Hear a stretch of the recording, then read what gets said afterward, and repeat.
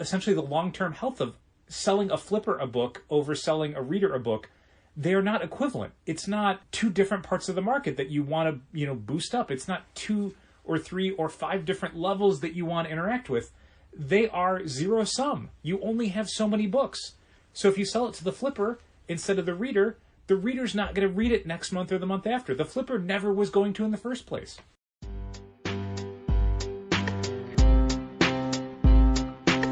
Come on and visit for any occasion. Don't keep patting down waiting. Comics and conversation. Keep the conversation moving along. Keep reading comics, keep your local store strong. If it's hard, then it's a job for the challengers. Comics and conversation, y'all. From Challengers Comics and Conversation in Chicago, this is Contest of Challengers, a comics industry business podcast with Patrick Brower and W. Dal Bush. I understand that Twitter doesn't have an edit button, but I wish it did, just for the sheer amount of misspellings or grammatical mistakes that I make. Sure. I think that's fair. Yeah. It's a weird platform that it doesn't, that once you submit something, that's it. It's always weird to me when people on Facebook will make a mistake and then do a comment or a follow-up post being like, I meant to say this. You can edit those. Yeah. Those are editable. Yeah. It's just Twitter that isn't.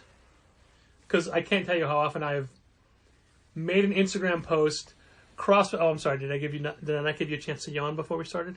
Oh, I'll yawn again. Don't worry. Okay. I'll cross-post from Instagram to Facebook, then realize, oh, there's a spelling mistake. Mm-hmm. I need to change that in multiple places. Or I'll misspell Carney. Sure. And it'll go out to multiple sites, including YouTube.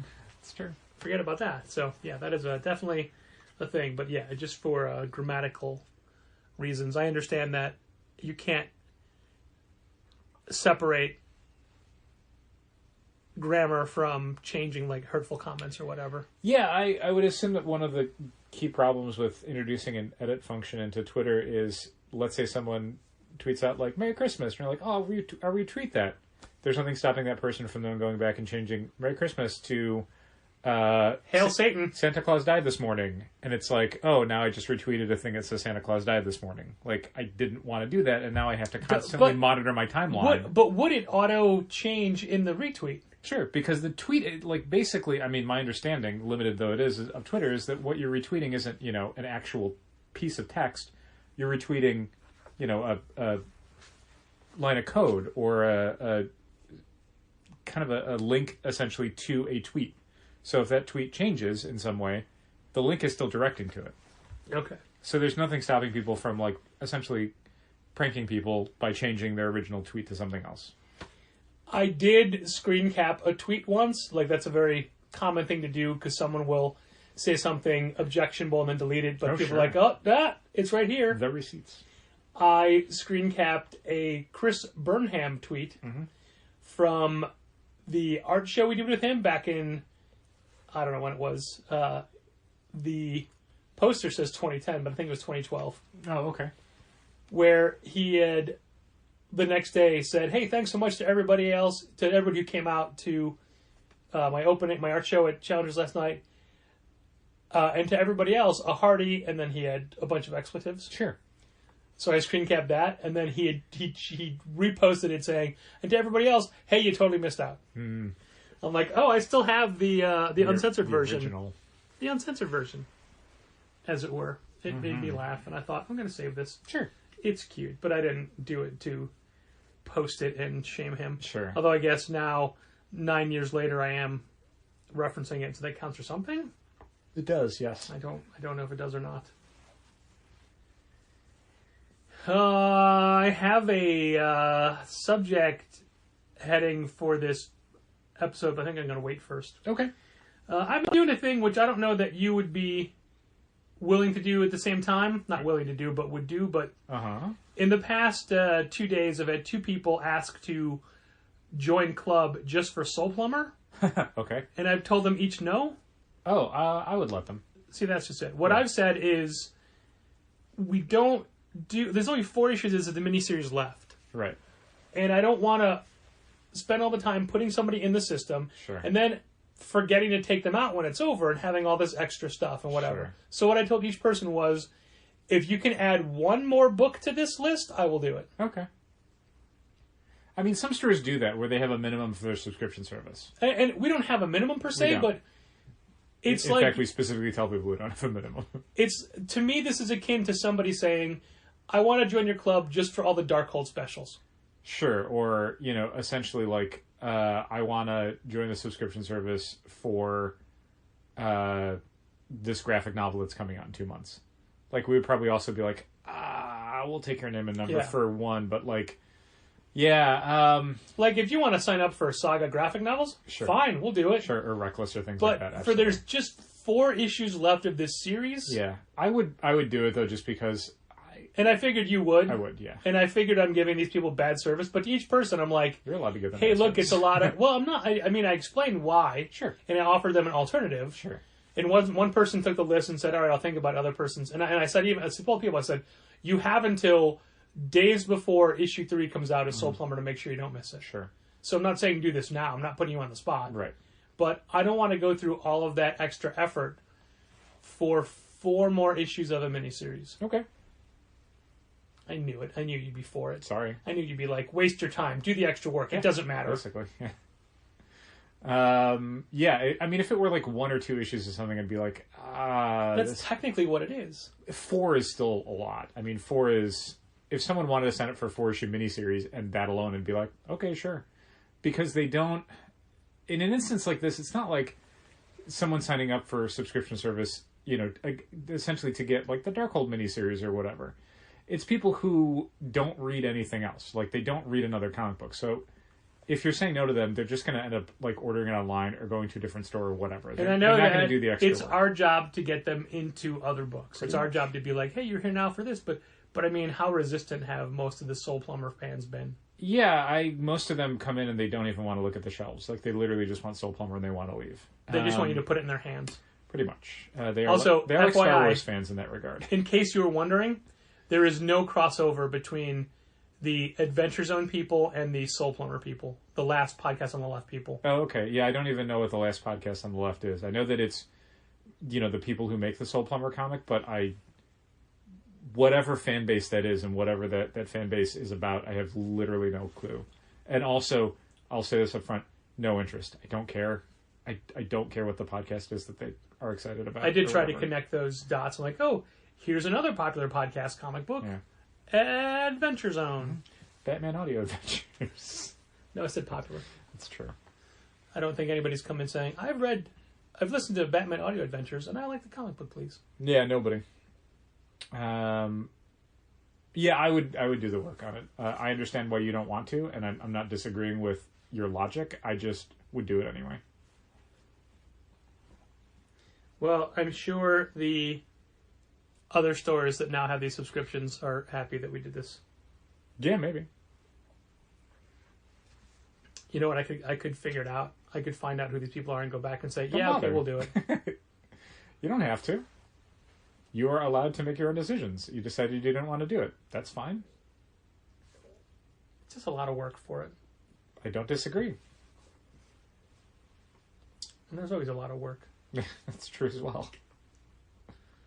No, I don't think you understand. No, you listen. There's always a lot of work. Here's something else I don't do. Well, there's a couple of things I don't do anymore. Mm-hmm. Number Run. 1, run. Number 2, walk fast. I've seen you walk fast. That's true. You have walked fast. My joke before you said run was try. That's not true either. No.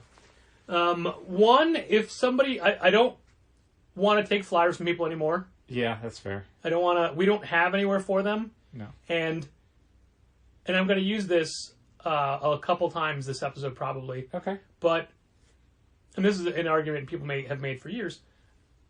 Every inch of our floor space is a premium to us. True. And we're just giving it to you for a thing that we don't even care about. If it's a subscriber or a good customer who has a thing they're trying to promote. Yeah, someone with a connection to the store. Yeah. Sure. If it's a charity we believe in, fine. Yeah, absolutely. Fine.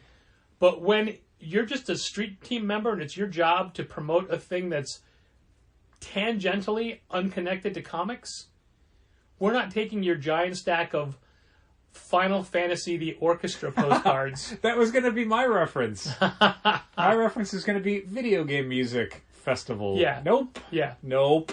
We're not doing that. Nope. And then we're also like, oh, well, can we take a picture so like we can prove we're doing our job? No, that's your job. Yeah, I don't want to do that. The days of me just like randomly helping people out who are, I guess, just period, just full stop. I'll just sound like an asshole. I just randomly helping people out like that. Like, no, I don't want to do that anymore. Hey, it's only fair. I told you at the start of this how I didn't help people out today. I'm tired of doing it. I'm tired of trying to find a space to put up someone's like weird podcast flyer or whatever or Facebook group. Like, no, I don't want to do that anymore. And we're really close to having the store be the visual aesthetic we want it to be. We're getting there. And taped flyers to a wall are not that. Yeah, I mean, the full stop version of it is we don't have space for it. We just don't. Yeah. Like, the tables and pillars and whatever that used to have space for flyers and postcards, we don't have that anymore. That's all gone. So, no, I'm not going to just, like, lay stuff out on the counter that gets in our way. No, I'm not going to tape it to the wall where A, it looks bad, and B, it peels off the paint.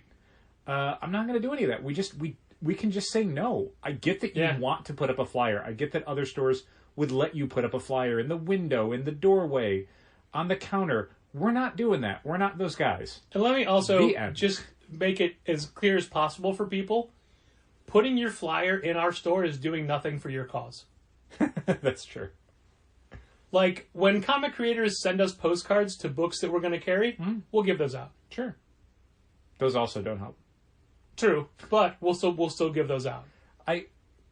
And that's the thing. Like, when I'm saying no to a lot of like the street team people, like you're talking about, on the one hand, it's like they're just doing their job, but on the other hand, it's like this job is pointless. Like, everyone doing it knows it's not helping, but they're getting paid to not help, so they're going to do it. And it's just like, I don't want to be part of that system anymore. I don't. I'm sorry. I also would love to scam a giant company out of promotional dollars. I've done it before. It's great. I don't want to do it anymore. I don't want to pretend that it's valuable. It was valuable back in the 90s when you wanted to advertise your local rock show by hanging a flyer in Metal Haven's window. Sure. And then you would come back 2 years later and find, oh, your flyer's still there. Yeah, or like... That's weird. And that's really weird. That's a weird reference. I don't know anyone who did that. But, like, even within the context of, like, putting up posters for upcoming books in the store, we had a Friday poster on our front counter for, like, a month and a half. This past week when Friday came out, we had a subscriber say, what's the deal with this Friday? Not the last 6 weeks when there was a poster promoting it, but when it was on the shelves, when it was a physical book that they could interact with. And unfortunately, that's pretty much how it works. When there's a physical book, people will have questions. They will make a decision as to whether or not they want to order it or buy it. Literally, the only thing we get people looking at when it comes to pre-ordering things in the store is the 11x17 monthly flyer that we create and we put on the back of our monitor that says, here's some books that are coming out. People will look at that and go, okay, that sounds good, or that book looks good, or I think that's by creators I like. But anything else we put up in the store, event flyers, promo posters, lit signs, no one cares. No one's making a decision off of that. No one is, to my knowledge, people do not look at those things and then go, hey, I saw this thing. Can I put that on my list? Yeah. They don't. We have had some success, and this is the exception that proves the rule, right. Even though that you can name it. Yeah. I've never liked that phrase. Putting things on the door that leads into the back room. Yeah. Promo posters, that, because it's a giant white space, so it's freestanding by itself, and it's eye level, that we've had moderate success with. I would downgrade that from moderate to minimal. I would say minimal success. But at least... Yeah, you're right. And one or 2 points of success. Yeah, there have been a non-zero amount of positive responses to that. But that said, it's not every poster. Agreed. In fact, we upgraded from a what's the furthest place from here poster to a signed and endorsed to challengers. Yep. What's the furthest place from here poster. And no one's ever said, oh, that's cool, you got that signed. Nobody. Yeah. I mean, admittedly, it's not a great cover, and we talked about this week how I didn't even realize that was a logo to a record store on the front of it. Because I mean, I knew it was a record store. Right. I just never noticed that it was actually actual English letters. What's the name of the store? Academy Records. Academy Records. Okay. I think. Yeah. Didn't even notice that until I was blowing up the image for the website thing. Yeah. And I mean, that's fairly standard. We put a poster up there, and people don't know what it is, or it doesn't communicate what it is well. Yeah. And we're right back to where we started, where we have to hand sell these things when they come out. And it definitely, on the one hand, you sometimes feel like you're not doing enough. You're not, doing enough promotion in advance for these titles. You're sending out emails, but you could also be sending out more emails and doing more Instagram posts and doing more tweets and specifically like putting promotional items in people's hands before the book comes out. But it's like, none of that works. What works is the book is on the shelves and someone picks it up. Or you can point to it and go, hey, New Burn came out this week. You should check out New Burn. And then someone literally picks up New Burn, holds it in their hands, and decides to buy it. I've had a lot of success with your counter dump. Yeah. I mean, I'll say our counter dump. I mean, Molly Jane made the front of it, so that counts. True. She covered up Patrick and I had talked, I don't know if it was on the podcast, I can't remember if it was, about the fact that we had a bunch of books that we wanted to promote this past week, like Dark Knights of Steel, New Burn, Human Target. And the problem is always the bandwidth of people. Like, you have a very limited amount of seconds when you're ringing someone up to pitch them on an additional book. So we always have one at the counter of like, hey, here's the Challenger's Choice for the week. Right. Sometimes it's hard to pick one for the week. And I would say most times that we have something good there, people look at it and they immediately know if they want it or don't. Yeah. Sometimes they have questions. Sometimes you have to say, hey, you should check this out. It doesn't look like you'd like it, but really you would. But most people can look at it and go, oh, this actually is something that I was interested in. And seeing it here on the front counter tells me that it has value, that it is worth checking out, which is, I think, a testament to that we generally try and pick books that are not just like, I mean, not to shit all over the same franchise we always do. It's not like King Spawn. Right. We didn't put King Spawn there just because we had a bunch. I think we might have. We did. We did. But by the end of the weekend or earlier in the week, whatever we had picked was gone. Yeah. And that was like the only and we choice had a lot for of the King week. Spawns. Yeah. And look, people... So we did. That was, not to be a hypocrite, but that was valuable to some people, as they were like, oh, I didn't even realize King Spawn came out. I will read that. You're giving me so many tangents to other things I want to talk about, Sure. but I'm letting them go. Yeah, I'll finish my thought real quick. But the thing with this past week in particular was that there were 3 books that we really wanted to highlight that had, New Burn's an ongoing series, Dark Knights of Steel's a 12-issue series, Human Target's a 12-issue series. So there's a lot of value in promoting those first issues because you're hopefully hooking people for a year or more of sales. But the tricky thing is, again, we have the one spot. You have 3 books you want to promote, and you can really only pitch one book to someone when they're getting wrung out. You can't go, oh, here's 3 different comics you want to check out. They don't have time for that. And when you go past one book, they just tune you out entirely. They will just start to, look for the bag.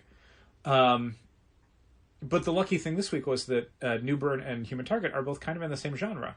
So anybody who came up with one because they like Tom King or they like Chip Zdarsky or they like, Greg Smallwood or they like Image Comics, it was very easy to go, oh, hey, you're getting New Burn, you should also check out Human Target, or vice versa. And frequently they would go, oh, okay. Yeah. Because it's a good 1-2 connected thing. Yeah, so it was very easy to add on either book to someone who's getting the other one. And then Dark Knights of Steel was kind of the front counter spotlight one to go. But also its own separate genre, so it's easier to be like, Yeah, very little crime in that book. I mean, regicide, maybe.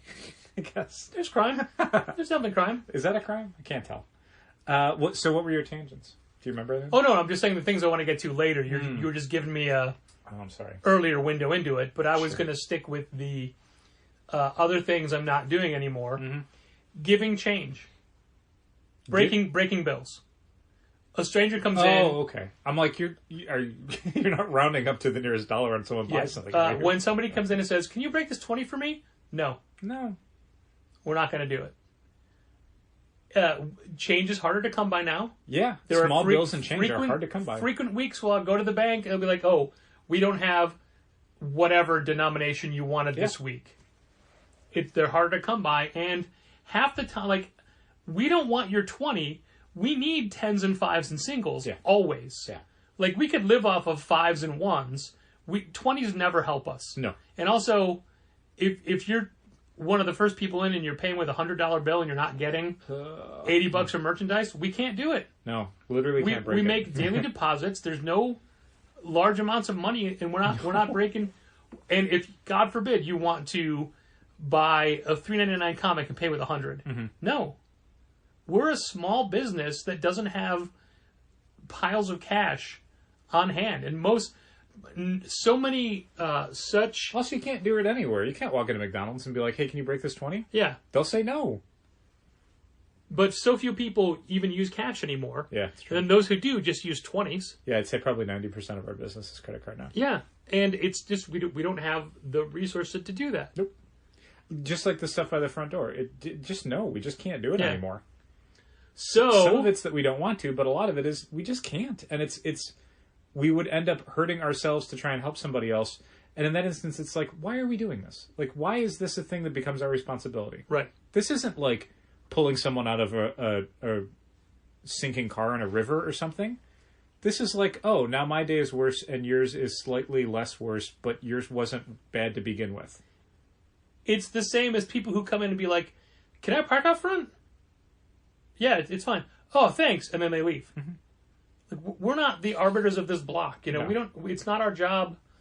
And you would Always you a might comic think shop. They always come into a comic shop to ask that. you might think we're being unreasonable in how we react to it, but when it happens all the time and you've been dealing with it for 13 and a half years, it gets a little grating. A little bit. You know, why do you think we know how often the parking meters, the meter maids come by, or when they say, "Can you park here?" or "Do you have to pay here?" No, it's free. But there's a sign. Uh-huh. It's not a sign that says paid. It just says parking. Why are you arguing with me? I'm not going to ticket you. Yeah, I'm telling you. I'm asking you a question. You're choosing not to believe it. Fine. I hope you get a ticket. Yeah.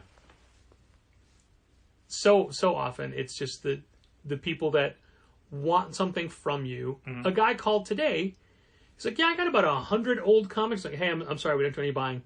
"You what?" "We don't buy any comics off people." "Don't you sell old comics?" "No, not really." "You don't sell old comics?" Oh, I've gotten that before. "No." "Oh, all right." Hangs up. Yeah, like, they don't know anything about comics, so the assumption is, well, it's just all old comics, right? Like, they don't make new ones. And it's like, no, they do a lot, and that's our clientele, and that's what we stock. But, like, so you think I'm lying and I just don't want your 100 comics? Like, we'll buy other people's, just not yours. I had someone one time when I said we don't buy collections say, "Well, then where do you get your comics from?"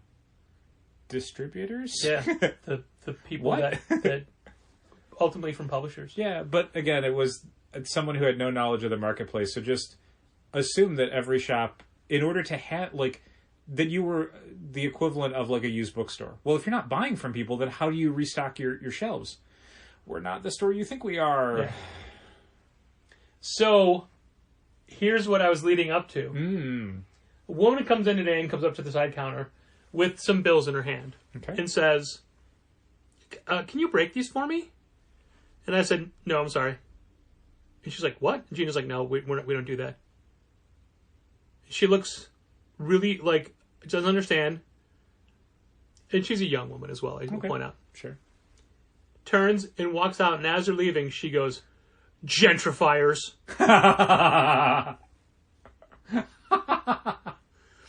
And I stood there for a long time, and I'm like, "Gina, that is a weird one to go to. Can you explain that to me? How are we gentrifiers?" Especially a young woman like that. Like, where did you come from? Where were you 13 and a half years ago? Uh-huh. Did we displace your home to, like, this murder triangle that used to be here in Bucktown? that currently is not doing super great as it comes to being, like, a safe neighborhood. Yeah.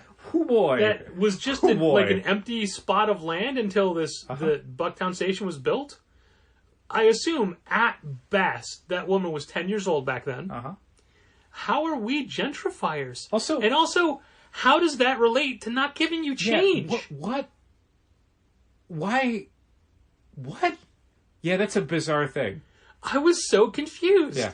I'm like, "Gina, can you explain that to me?" So Gina defines gentrification. I go, "No, I get that." Yeah, I know what the word is. how are we gentrifiers for not breaking her denominations of cash for Yeah, her. not a bank. I mean, you could go to a bank. They'll probably do that there, I think. Gentrifiers. And I almost wanted to run after her and ask her to explain it, but I thought that'd be a bad look. Also, as we pointed out, I don't run. Yeah, also, try it at the bodega. They're probably not going to like it any better. Yeah.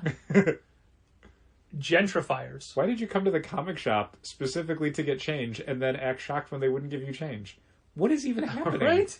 Everything about that string of events is like, why did you think this was only going to end one way for you? Very strange. People. Man, oh man. Don't get it. You're listening to Contest of Challengers. It can't be compliance all the time. Or can it? So here's one of the tangents that you were leading me up to before. And basically it's about signage. Okay. And we are currently redoing all of our in-store signage. Yeah, we'll start doing the graphic novel shelves pretty soon. Ironically, just after we won a Diamond Best Practice Award for Best In-Store Signage. I love it, though. That's why I want to do it. Right. Like, that's because you can't be beholden to that stuff. To just be like, oh, well, this was good, so we can never change it. Right. No, that's why you should start thinking of something better. I had posted a photo today, which I'll get to in a minute, and Arun had commented, elite signage. And I said, yeah, we're changing it. So now it's going to be All elite super signage. elite signage. Okay. Yeah, it's a super elite now. Okay, that's true. Super elite signage. Got it. You said you want to start doing the tiles of graphic novel shelves. So those files don't exist anymore. That's fine. Those were all lost. Well, I started. Did you just make smaller versions? Well, I made a template for it. So where did you check for those? Just in Dropbox? Yeah, would it have been on the I C would drive? check the desktop just Okay. to make sure, because that's sometimes where I found stuff that Dropbox has Erased. is we have old versions because we just Sure. haven't used them in Sure. 5 years. Well, I mean, the new ones I made have the repeating C backdrop, and they're the same size. But I don't do it the way you do it. That has 3 on a page? like all the. Oh no, I thought you were going to do like the repeated, like we did for the headers, where it's just one image repeated 16 times, like 16 different pages. No, I for the tops of the shelves, Yeah. the bookshelves, I would do them like 3 to a page, 3 or 4 to a page. Then I did start a file for And it. then we'll just do them, print them on cardstock and cut them out at the store. Sure. Or I can have FedEx cut them out, but usually it's a little bit more expensive. And it's, for the amount of signs, it's maybe not worth it. So here's the thing I discovered today, which I do not understand. Okay. And it's too late to change. Oh, good to hear. So currently at FedEx office, they are printing the new tops of the racks signs Yeah. that we're making. For the comic section, for the New This Week section, for the game section, Yeah. for the pop section, all that stuff. So we have multiple versions of Publisher between our different machines. Yeah. And frequently I use them both because the newer versions make changes I never like. Yeah. The UI is a little bit less intuitive and But they do useful. things I do like. For example, when you throw an image to an existing size, it resizes it for you. The old version doesn't do that. Well, depending on what version is open is how I work, or if I need a specific function. Anyway, we gave all those sign files to FedEx as PDFs. okay. Those PDFs were converted from one of the publishers. Okay. Like we opened the publisher file, saved it as a PDF. Okay. Right? It saved it as whatever 16 PDFs. Sure. Right? Yeah. So here's the weird thing, and I'm not entirely sure which way it works with FedEx. So it may not be a mistake, but it may be. Okay. Specifically, and only the games sign. If you open the file in the new publisher, it's perfect. Okay. If you open the file in the old publisher, it shifts the image to the other dragon. To the other dragon. There's 2 dragons on that. I took the Fizzbands whatever Right, of dragons as the cover, and I meticulously crafted the one curved in the right angle, the correct angle Yeah. for the one. Uh-huh. But if you open it in the other publisher, the image has shifted, so it's the second dragon on the cover, and not necessarily in a great format. Yeah, I guess we'll find out. So I'm not entirely sure which which iteration we gave them. Yeah. Well, no, I am sure because when I opened the PDF, and it's the wrong one. Okay, then that's a problem. And I don't know how or why it shifts. Real quick, was it just the games one, or did you look at the other? Just the games one. Oh, yeah, we can do a different games one. Just the games one. Yeah, that's really weird. Blows my mind. It's very strange. How does that have happened?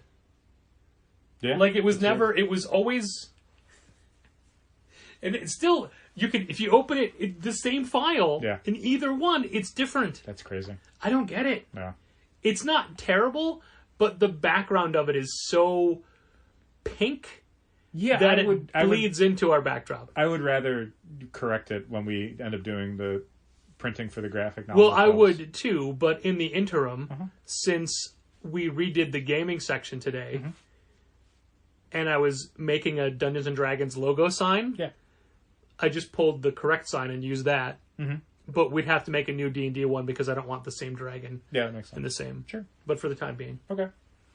So that leads into the fact that we redid the gaming section, which is the thing you and I talked about a while ago, like a year ago or whatever. Yeah, I think really wanted to do a dedicated small bookshelf for the D&D books. We had previously had a much smaller selection of D&D books, and we were fine kind of fanning them out on the wire shelves that we use for a lot of stuff. The problem is there's just too many books now, and we stock too deep on them for that to be viable. We needed something where it was like a dedicated couple shelves, both, aesthetically, they look a little better. You can read the spines a little better. And logistically, they were breaking the shelves. They were way too heavy. Stuff was starting to bend, and it didn't feel very sturdy. So that's fixed now. Patrick texted me a photo, and it looked really good. I had found out yesterday. So the red bookshelf that we needed turned out to be... Where would you have looked for that red bookshelf? In the center of the larger red bookshelves. Which section, please? I would have checked both. I don't know where it would have started. Well, you said the center of the larger bookshelf, so... Yeah, well, there's the two islands. Yeah. I would have checked inside there. So you mean like the drama section or the sci-fi section? I would have checked both. I don't know which one I would have checked first. Well, that's really the gist of this question. The sci-fi section. Well, you could just look through the sci-fi section to see... Because right behind the grid wall, you can just look in and see what's there. Okay. So when I checked the drama section and found out that I'd already taken the one from in there for sidekicks. Sure. So that was empty. Yeah. So it needed to be... The sci-fi section. The sci-fi section. Yeah. But it was in the middle of the sci-fi section, not at the end. Okay, that's weird. So first when I took the manga shelf out, there's just like a whole empty space. So it's like, hey, Molly Jane, you fit in there, right? So she could easily fit between the two shelves. Yeah. But she couldn't get the shelf out because the width of the shelves is thicker than the width of the empty space between two shelves. Okay. So for wherever a shelf is, we just had to cheat it out a little bit. Sure. But we had cheated the other ones back in. Yeah. So there wasn't enough room to pull it. Yeah. So I still had to move one of the superhero shelves out. Oh, gosh. For her to be able to reach sucks. it to pull it out. And then it's like, oh, that's fine, but getting the superhero shelf back into place was a pain. Yeah, it sounds like it. So she cleaned that up. Okay. And then today, Gina and I redid all the gaming and everything. Good. Well, so when we first did it, we did... we staggered. We had like the starter set here, then all the main books here, then the shelf below. Can you describe it in words so the people listening can... I did. The words were here and here. There's two shelves on a smaller red bookshelf. The top shelf had the starter sets on the left side facing out. Okay, sure. To the right of that was all of the player handbooks, DM guide, monster manuals, your basic... The core books. Compendiums and things next to it. Sure. Then on the lower shelf, we had all of the other hardback books, your Fizban's Guide to Dragon, your Tasha's Cauldron of Everything, Sure. all of the other books, Yeah. The cookbook, Sure. all the way to the left Uh-huh. against the wall, and then next to it was the starter, the essentials kit, Okay. and then the box adventure game. Sure. Okay. But then we noticed the shelf was starting to sag a little bit. Uh-huh. I'm like, wow, these bookshelves have lasted for 13 and a half years without really sagging, but these D&D books do kind of... They're thick. So They're dense books. first, we pushed everything on the left shelf, on the top shelf, all the way to the left as well, so it's closer to the side. Uh-huh. Then, and this is not in the picture that you saw, Right. got a second red adjustable shelf Uh-huh. and just stacked it so it's 2 shelves thick Okay. to support all the main shelf of books. Sure. Okay. So it's extra sturdy. Okay. So it's a little bit bigger lip, but no one even noticed. That's great. But then still put everything to the left. And immediately after we had done that, somebody comes in and is looking and goes, "Is this all you have for D&D?" Yeah, that's everything. Okay, and leaves. I'm like, what were you looking What don't for? we have? What don't we have? They don't make that many D&D books. I mean, there's a lot of adventure campaigns that came out in hardcover like 5 or 6 years ago that we don't stock. Sure. But we have new stuff and everything. Yeah, I think we have most of the new stuff. Although, do you know how often we're getting do you have the alternate cover for this book? A lot. A now. lot. A lot. Especially as the holidays are approaching. So I was going to double up how much dice we have. Okay. However, Southern Hobby is out of... They only have like 3 available translucent colors, and also translucents are the most expensive and don't move as much. So I didn't get any more of those. But I did order double opaque and mainly speckled, because speckled is our best sellers. Uh-huh. But of their, let's say, 20 varieties of speckled dice, they're out of 13. They only have 7. Yikes. Yeah. So there's a couple of doubles that I didn't think we'd be doing. Okay. Also, I didn't realize this, but we have ready to go a $1,500 Soho order coming. Oh my gosh. Yeah. I wonder what's in there. Yu-Gi-Oh, Pokemon, and more Marvel Legends, but I can't tell what. Okay. It's like, oh, this can go out then, I guess. Yeah, I guess. And then, And then, I'm sure you saw that I went way overboard with an Attaboy order. I saw that you placed one. I didn't look at the whole order, though. Oh my goodness. I restocked all of our buttons. I saw you got some new ones. I got some new ones, Yeah. for sure. And then I restocked our enamel pins. Okay, cool. And then I ordered a ton of keychains Okay. and magnets Okay. and stickers. That sounds great. It's all good stuff, but it's a lot of it. Sure, but I mean, this is the season to stock up on that Agreed. sort of thing. Agreed. And this makes is the sense. kind of thing, like this, to explain to people a little bit how my head works. As soon as this stuff comes in and it's on the shelf, I'm going to be like, this is great. I love this. The second someone buys something, I'm like, you dick, now I have to reorder that. Like, my perfect version of the store is completely fully stocked and no one buys anything. Yeah. Just let it be perfect. I also think there's a version of this where you're going to painstakingly put out all the magnets. Someone's going to come in. Do you have magnets? Yeah, they're right here. Oh, is this all you have? Yeah. And you're going to just want to murder them. I almost broke the phone today because of a Spawn phone call. Oh, yeah? You can tell what the call was about. Did we not have a particular Spawn variant that is suddenly going for like $20 Oh online? my goodness, that like Because a Spawn artist drew children in Marvel costumes and people lost their minds. do you have Spawn 323? Sure. You do? Yeah, we got a bunch. Okay, so it's one with the Marvel heroes on it? No, it's Spawn. No, it's the cover. Like, look, man, we got multiple covers. We have 2 to choose from. I'm looking for the... No, we do not have that one. You should have led with that. Yep. You should have led with that before I walked down here. I know that you think the only important part is the cover, and therefore the only reason to ask for it would be the cover. But some people actually want to read the story. So if you don't mention the cover, we're going to assume that you care about the story, which, as always, is a stupid mistake on our part. Yep. Yeah, I really hate all that stuff. And I hate that... But they didn't say specifically that cover, of so I'm course they like, wouldn't. let me just double check. Because, again, to them, it's the only one that apparent. exists. Why Yeah. would you want anything else? Yeah. Idiot. The cover Stupid is idiot. literally the only important thing. I mean, that's how all When you comics say are. Spawn, like, he probably didn't even need to say Spawn 323. He could have just said Spawn, and it was like, obviously 323 cover B. Yeah. Every week now. Every week there's some dumb cover thing, and it's like, oh, You only want the variant, and now we have all the A covers and no one cares. Great. Every week there's one of those.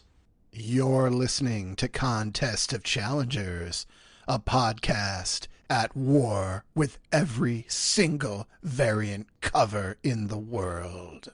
I don't remember this fully because I think it was from James Tynan Substack, but it was a recent one where he was explaining there's 5 levels of comic book buyer. Yeah, it was Tynan, yeah. Yeah, and I thought it was great, and it really made me feel like I need to learn how to embrace 2 of them that I don't. Like, the way he described the flippers gave it such a passionate romanticism. I mean, it's a way more generous reading of what they're doing than I think a lot of us have experienced. Yeah, and it made me stop and say, is that, like, do I need to welcome that or understand it more? Well, here's what you need to understand. And it probably is something that you've already internalized without really thinking about it, because James Tynan's a good writer, and the way he writes something makes you reconsider things. James Tynan doesn't run a comic shop. Yeah. James Tynan's interaction with flippers... But James Tynan worked at a comic shop, if I'm not mistaken. Yeah, but not when this was going on. Yeah. I mean, all this variant cover flipper stuff, that's all very recent relative to the lifespan of the industry. I mean, there's always been collectors. There's always been people who go to shops and try and get the hot book. That's existed probably since, like, the 1940s. Probably there was someone who was, like, going to the newsstand, do you have Action Comics? Do you have that variant to Captain America #1 where he's punching Stalin? But that part of it, like the variant covers and that sort of thing, I mean, comic collecting changed drastically once eBay got into the equation, just like every sort of collecting did. As soon as you could basically sell to other people all over the country and then all over the world, the, like, emphasis on collectability, that's why prices started to skyrocket, because you didn't just have to go to a comic convention or a lot of comic conventions to track down the book you needed. You could just go online and go, oh, here, this. And so more people were selling and more people were buying and prices were going up because, there was weirdly more availability, made people more interested in participating in the market. The flipper thing is a very recent variant cover oriented thing, because variant covers, incentive covers, are really like the last 10 years. They really started to blow up. So the idea that, like, DC making sure that every single ongoing series they published had at least 2 covers is like the last 5 years, maybe. And James Tynan was already like a guy working at DC Comics by that point. You're right. And yeah, man, if I was someone who was a writer or somebody who was responsible for a flagship book at DC or someone who was launching a series at Image, I would feel very differently about variant covers and the people supporting that market. I would probably have the exact opposite opinions I have now, because I understand that my financial stability or my financial benefit is including every single person who could conceivably want to buy my comic books. That's not what we do, because we see that essentially the long-term health of selling a flipper a book over selling a reader a book, they're not equivalent. It's not 2 different parts of the market that you want to, boost up. It's not 2 or 3 or 5 different levels that you want to interact with. They are zero sum. You only have so many books. So if you sell it to the flipper instead of the reader's not going to read it next month or the month after. The flipper never was going to in the first place. So as a store, you absolutely want to prioritize different markets. As a creator, you absolutely do not. You want to sell it to every single person you possibly can. Sure. I get that. That's not us. That's James Tynan. James Tynan has a different financial interaction with his books than we do. Yeah, he makes money off of him. I mean, we do too. Yeah, I know. Jesus. I mean, I'm not going to say no to a James Tynan book. We make a bunch of money off of his comic books. But he makes money in a different way off of his comics than we do. So yeah, no, I mean, I see what you're saying, and yeah, there's definitely, like, reading that, it's like, maybe these aren't the worst people, and then it's like, no, all it takes is one Wednesday to go, nope, they are. Yeah. The worst. Yeah.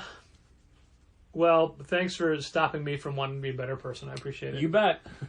It was, even if I would have embraced that, it would have been such a short-term experiment. It would not... it would have. I mean, yeah. Yeah. between the two of us, or the three of us now, I'm the one who would crack first. Yeah, I mean, it's there's that classic Mike Tyson thing, like, everybody's got a plan until they get punched in the face. Yep. You know? We leave the house every Wednesday morning, it's gonna be great. Comics are great. Comic readers are awesome. And by 1 o'clock, it's like, goddamn comic books. I hate them so much. All it takes. But we still love the comic books. This week alone, not only do we talk about Newburn and Dark Knights of Steel and Human Target, we didn't even mention Friday or Grass of Parnassus. Nope. Lore Olympus came out. I read a couple image previews that I don't know if you read. I mean, if they were in today's email, then no, I did not read them. I mean, they had given us PDFs a few days ago, or a week ago. I will tell you that there is image previews, and the excitement to read them for me goes in waves. Sure. And this is where the excitement has ebbed. Okay. I read Rain, which was one that you weren't that enthused with. Yes, that was exactly what I was thinking of. I liked it. Okay. I think it's very much a first issue that is leading up to when things get interesting. It's a lot of table setting. It's a lot of, what are these people like before something horrible happens? Yeah. And the end of the issue is something horrible happens because it's a horror series. I'm guessing it rains. It does, yeah. But I liked it. I'm only happy when it rains. Well, you'll like this then. I liked it. It was, I think it's definitely worth checking out. It's not a killer series necessarily. Like, I wasn't like, oh my god, blown away. So no one gets killed. Got it. I wouldn't say that. So it is a killer series. But I did enjoy it. Bolero, though, man, that was real good. Yeah, is it? Holy crap. Yeah. Okay, that was also one I'm like, I could miss. I'm so glad I read the preview for that, because the creators are like nobodies, and the premise is like this kind of weird rules about shifting realities. But I just like the characters a whole lot, and even though it still is that thing where, like, I think it's an oversized first issue because they got a lot of ground to cover. A lot of the beginning stuff is just this woman who's just terrible at relationships, and it's like, man, even if nothing supernatural happens or whatever, this is real good. She's just a real, like, fun failure of a person. Oh no, I didn't turn off the heat. And all of her internal dialogue and stuff is great. It's gonna make it harder to edit. And it's just fantastic. I'm gonna go turn it off. Don't bother, we're just about done. I'm already getting up. Yeah, but then it'll be cold. Gosh, you never think these things through. There were a lot of image firsts PDFs in the email that I'm like, I don't know, what would the I can't remember the names of Monkey King something. Monkey Meat. Hold on, let me think about it. Not Monkey King, not Monkey Queen, not Monkey Thing. Monkey Meat. Monkey Meat, you're right. Yeah, that was in it. Juniba's Monkey Meat. Did you read that? I haven't yet. I will. I'll check it out. I was a little surprised that they didn't even bother to give us, I think, a King of Spies preview. Nor a Saga preview. Wow. I mean, typical. Who knows what's happening in that book? Typical. Right? Gosh. I think that was all I really read this week, though. Most of the DC previews were all annuals, and I didn't really... There's no sense in reading those ahead. I think there's some... So let's talk about DC annuals for a second, Tal. Vault and Aftershock Tal, stuff since you brought it up, yeah, there was a Vault one where Vault can only so many times say... Lunar Room? Yeah. Yeah, okay. Also, I'm getting to the point where all of their logos look the same. Sure. I think IDW has that same problem. Yeah. And sometimes Dark Horse. Sure. A good logo is very important. It really is. They're tricky. But this is, Lunar Room is Danny Lore's Underworld meets some mobster thing. I can't remember the other tagline to it. But it's, what if it's a werewolf who can never change? But I don't know if it's back to human or into a wolf. Because then you wouldn't be a werewolf. I guess it's a werewolf that can never change back to human. I don't know. That was all... That's why we read the books, I That's guess. all Damien Wassel needed was to hear was that part. Okay. Then he was in... Anyway. DC So, I was going to annuals. talk about the DC FOCs already, because usually I do them on Friday. I didn't today. Today there was a lot of things that pulled me in different directions. It wasn't a particularly busy day as far as ringing people up, but there were a lot of lengthy store conversations. Sure. And there were a lot of administrative things to get through. I didn't even get to check email until like 3 o'clock. Crazy. So I'm like, oh man, I hope there's no web orders that are just building up. Sure. But, so I didn't get a chance to start in the FOCs, but I did my preliminary breakdown, And I know that we're most likely doubling up because of Thanksgiving and holidays and whatnot. We're getting there. But this is a phenomenally large FOC week for DC. Yeah. It's littered with books that we're ordering without correct sales data. But the thing that really just kicked me in the dirt was that we're ordering 8 annuals on FOCs. That's a lot. Several of these have nothing to really tie them to. For example, Justice League Dark Annual. Oh, right. Justice League Dark is the backup in Justice League. Do Yeah. we assume anybody who's reading Justice League wants that? Historically, we have not. The Batman Annual is the end of the Ghost Hunter backups from Batman recently. Although they could have easily put them in because they had a Clown Hunter. Oh, Ghostmaker, sorry.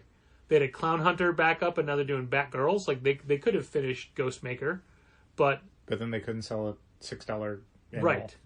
So here's the list of all the annuals on FOC this week, which means that these are either all coming out in the same week or the same 2 weeks. Right. I think probably the same week, because a lot of these are probably the last week of the month. But or first week of December. Well, again, I don't know. Oh, I guess we're... Well, would it... Thanksgiving? I don't know. Here we go. Anyway. Batman. Okay. Detective Comics. Joker. Justice League Dark. Nightwing.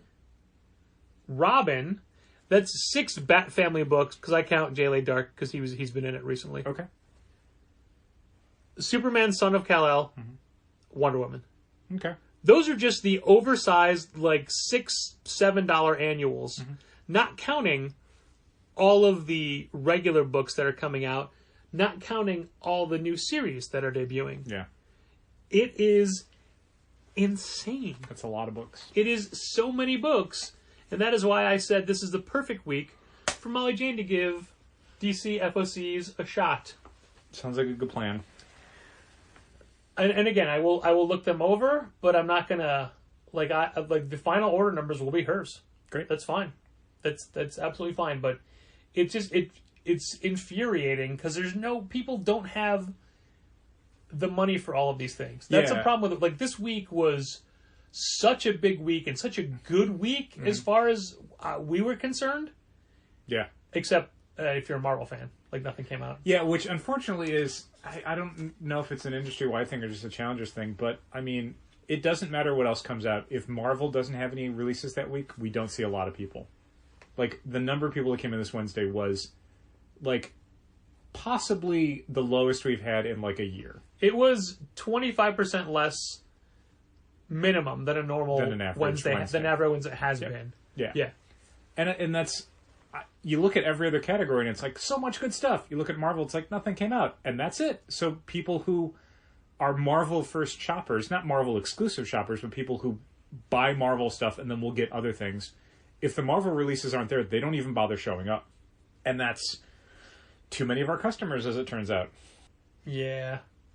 And looking at the shelves, like, the shelves are still overflowing with good stuff. Yeah, they really are. And it's also a matter of, where's all this going to go? Yeah, that definitely was a problem with, like, the Paper Girls Complete Story Edition that we got in. We ordered a lot because we assumed that, between the Amazon series coming out and it being the holidays and I guess with Saga coming back, maybe there's going to be more eyes on Paper Girls if you can buy it as a complete edition. And considering how successful, like, the Invincible compendiums and the Saga compendium and the Walking Dead compendiums are, like, that's more people are experiencing Image stories kind of that way. Yeah.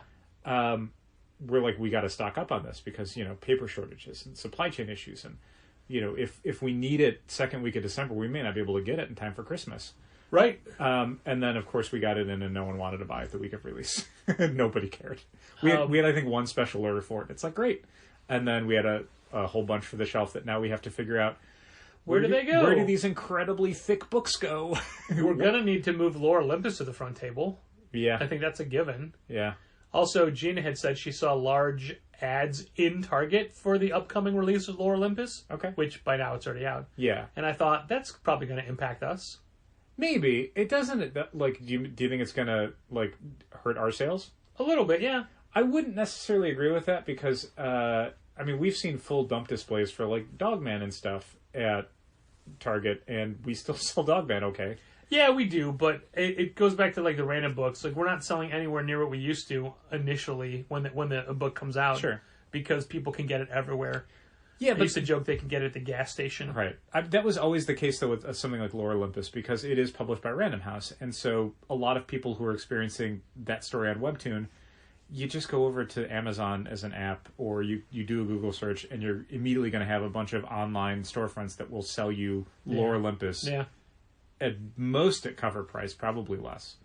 So yeah, it was nice that Random House was willing to do the pin promotion, which was pretty cool, because that definitely sent a number of people our way that probably would not have ever thought to buy it at Challengers. They were not regular comic shop customers. We still surprisingly have several on hold for people. That like, doesn't surprise really me. that is weird. That does not surprise me.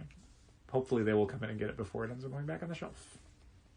Yeah, I mean to be fair, the release date was pushed back a month, so they may be caught unawares Potentially, but in that regard. they all got messages. Sure There's a lot of stuff that we've gotten in Although- over the last week that we have to figure out where it lives because we ordered way too many to live on the shelves. Yeah.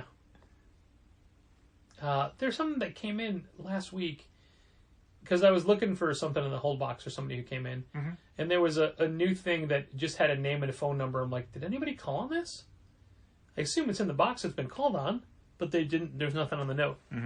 But I can't remember what it was. Can't help you then. Speaking of can't help me, Uh-huh. when I was working on the gaming shelf, Yes. I pulled out that 1 foot white grid shelf we have, Sure. and it fits perfect. Great. I'm like, we could use a couple more of these. Uh-huh.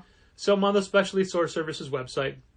It's not listed, but I knew it wasn't listed because 2 years ago now, and can I just say that this is the time period where I hate looking at Facebook memories?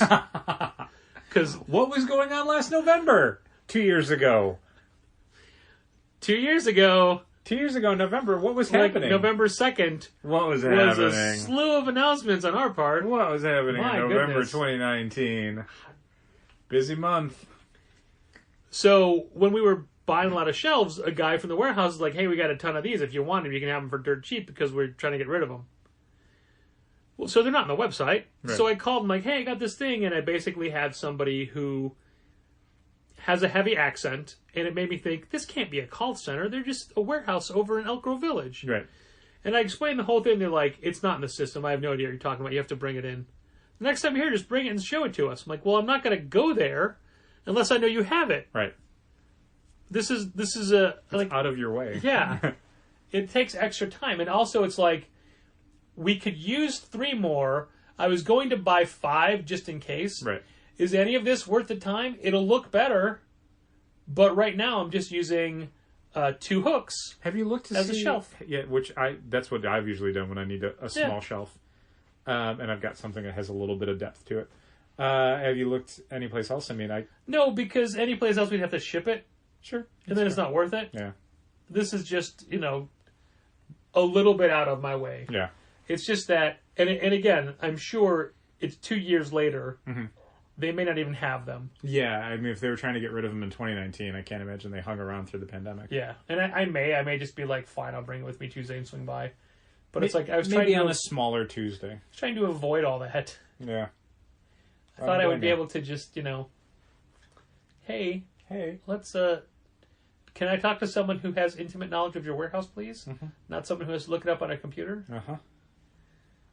Speaking of looking things up on a computer, Diamond's website down all day. Yeah, Still we got down an email. now. An email saying Yeah. that they were down Yeah, we got an email saying they're closed today because their computers because are they down. have a hardware issue. That's right. Yeah, That's rare. and I think I'm glad. Do we get any Diamond shipments today? Diamond shipments, no. Okay, that's probably good because we probably would not have been able to pull down the invoice from Comic Suite. We got a PRH, an S&S, and an Ingram. Okay. I think it runs really fast. Well, Placed good. it Wednesday afternoon. The the Moxley book came yesterday. MJ just left it behind because she was like, it's not part of that order. Sure. So I just created it in the system, that's all. Yeah, that's all you can do. Yeah, fine. I consider it to be a drama graphic novel. Yeah. So that's the thing. So we're going to be this week probably, depending on what kind of time we have Sunday and Monday. So I'm And assuming Tuesday. jumping ahead of this, Yes. that because we were using the bottom of those shelves as bag and board restock area. Yeah. I'm assuming that's all going away. It's going to move, yeah. Okay.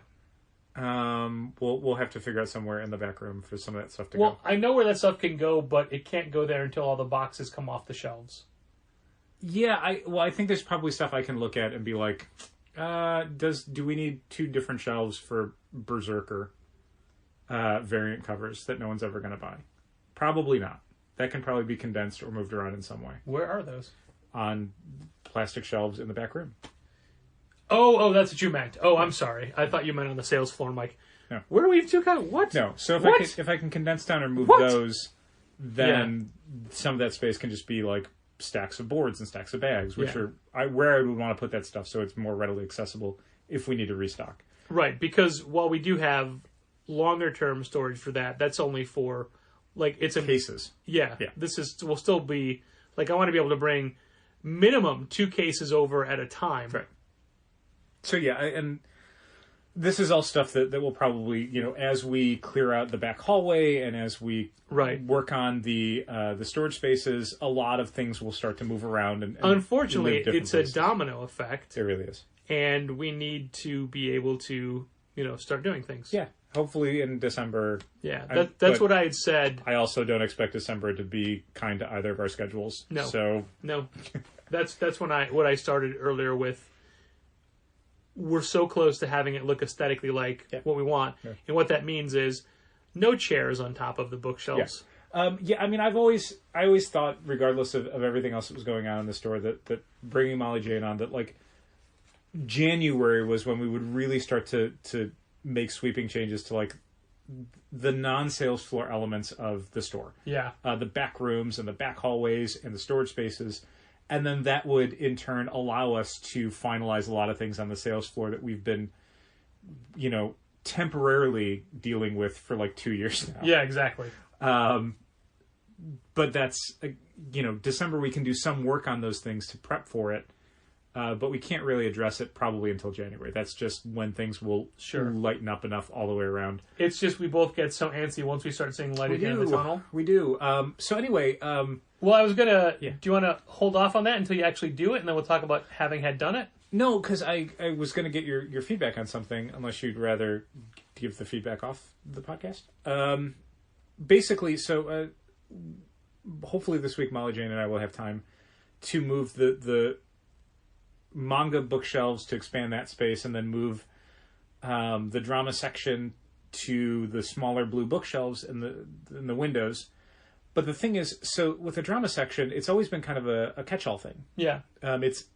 Technically it's drama, but it's also romance, and it's also historical, action adventure, and it's also autobio, and it's also memoir, and it's also whatever. It's everything else that doesn't fit into another category. So what I was thinking was, since we are moving from 2 giant bookshelves to 3 smaller bookshelves, what do you... Not 4? No, because the 4th one is the half-off section. Oh, you're still keeping the half-off stuff. I thought you were pulling it all. No, it'll condense down. It should fit on that Do final you think bookshelf. that'll cause any confusion for people? We'll make like a sign. This shelf only? We'll make a sign. Okay. I mean, the half-off stuff has always been next to something somewhere. Okay. And when people ring it up, hey, this was half-off. Anyway, so here's the thought. We have 3 individual bookshelves. What if we separated out the drama stuff into 3 other categories? Okay. I thought that was going to be your question. Here's my thought on that. Uh-huh. I don't know that it'll work out evenly for you because you're losing space for drama. We're losing a shelf. Right. And even then, we're kind of... Other things can sort of condense down a little bit. I think we can get where we need to get with it. It's probably easier to do it all at the same time, but I would just as soon put it all up there, and then when you have time later, break it all down. Okay. Because, you'd have to waste all your time doing the measurements first and deciding how much space will fit where.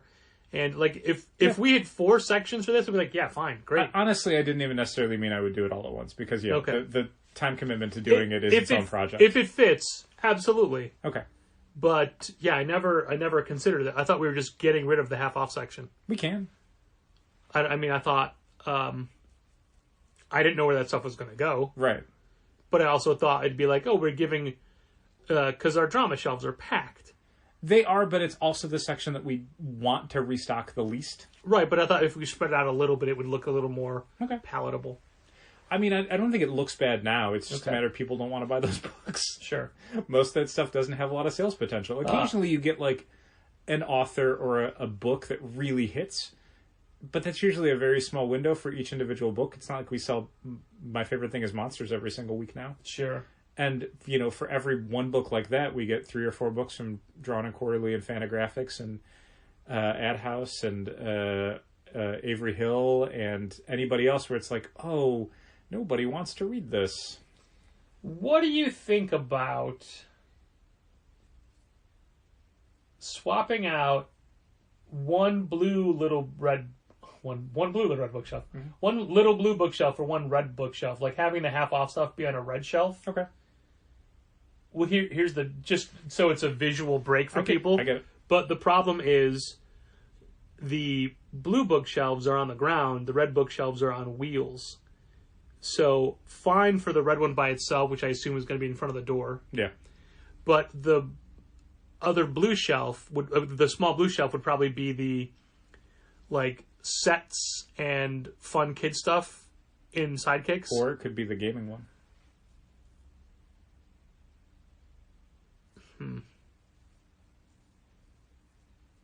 I wonder. I know you just set that up, but I mean, that one doesn't need to be on wheels. No, it doesn't. Think about it. It'll change. We don't have to do it today. It'll change. Like we could. It'll change the whole Take shape a of look that tomorrow. because it'll lower. Take a look tomorrow. Okay. Well, that actually that's an easier. It's a way easier. It's an easier fix. Huh? Because I think the red ones, the red ones in the blue ones in the window are not on wheels. Correct. Is the red one in the that's on wheels? The one in the gaming section? Yeah. Yeah. Okay. Yeah, but All the other ones are on wheels. Yeah, and it actually probably works better if it's on a different height than the other ones because it'll be even more of a visual break. Yeah. Yeah. So what would that do to you looking at a blue shelf all the time? I don't think I would care a whole lot. Okay. I mean, sometimes I suggest taking anything from blue. You're like, no, this is the wrong color. I mean, like your suits. Thank you. It's not ideal, for sure. And I mean, in a perfect world, it would all be the exact same color scheme. But I think I could probably live with it. Okay. I mean, we're already not getting rid of those blue bookshelves to begin with. We are utilizing them, so they are in the store. That's true. Certainly having them in 2 spots rather than 1 is different, though. I think that's a good idea. I think that'll work. Okay. Yeah, and I did need Gina to go get a second red shelf to bulk up that middle section, but you'll need to... Aren't the blue ones... Can you fit 3 shelves on the red one? 3 shelves on the red one. It's tricky. Yeah. Sort of. If nothing is bigger than, like, comic size. Okay. I think you maybe can. So for the half-off stuff, would that... Oh, yeah. No, that's a good point. A lot of the half-off stuff is big. It is. It's true. But I don't know. Yeah, that could be a problem. So let's hold off on doing it until you guys do the changeover and you think it'll work. I mean, we're planning on doing the changeover like this week. Okay, well, the difference is I was going to, like, oh, can I do this tomorrow? But I'm not going to do it tomorrow. Okay. It's all good ideas. And that is one of the fun things about this podcast. I think one of the open things about this podcast is that literally these are things we decide live. Like, people hear the process behind it. Yeah, not a lot to it. No, just back and forth. But, the other people, each person has different thoughts or different sides to it. And sure. I think that it's not a valuable experience, but an interesting experience. Yeah. At the least, to see how it happens. At the least. Still looking at it. Like, it'll work fine for the gaming books because there's a lot of empty space on the gaming shelves. What is the difference? Like an inch of space, really? Vertically between the red and the blue? Yeah, I think, like, basically the blue shelves have a shorter lip at the bottom. Yeah. which gives them just enough leeway to have there be 3 shelves. Yeah. In a way where the red ones, you're sort of between the taller lip at the bottom, and they also, I think there's a little bit at the top maybe. So it's sort of... Yeah, we had to make the tops are definitely smaller because we had to make those smalls a lot those call-outs a lot thinner. Yeah. So I think it's those two things end up being just enough of a factor. So maybe it's like an 1.5 inch, 2 inch difference, but that's all the difference in the world for a third shelf. Yeah. Like, we were always able to do a third shelf of, like, manga books for the red bookshelves because they're short. And they're, you know, it's a lot easier to do that. But full-size graphic novels, yeah, I think generally we were... Like, everything in Sidekicks is 2 shelves because of that. Yeah. Except for the manga ones, section, yeah, which are for 3. sure. For sure. Yeah, I mean, you can take a look at it tomorrow and see if it's going to work. If it doesn't, I don't necessarily mind liquidating some of the half-off stuff. Yeah. And making the half-off section smaller. That wouldn't break my heart. What I mean, smaller, if it's smaller or not, you want it to fit on one shelf. One bookshelf. Yeah. Yes. Yeah, so if it's 2 shelves rather than 3, that's not the end of the world. Okay. I see what you're saying. Mm-hmm. I get it. Yeah. Huh. Okay. Yeah. Well, something for us both to think about as the week continues. It's true. Thanks for listening. Keep reading comics. This has been Contest of Challengers. Thanks for listening. Keep reading comics. Challengers is located at 1845 Northwestern Avenue in the Bucktown neighborhood of Chicago. 773-278-0155. Keep up to date with new releases and events at challengerscomics.com. Like Challengers Comics on Facebook, follow @Challengers on Twitter, and help fund this podcast at patreon.com/challengers.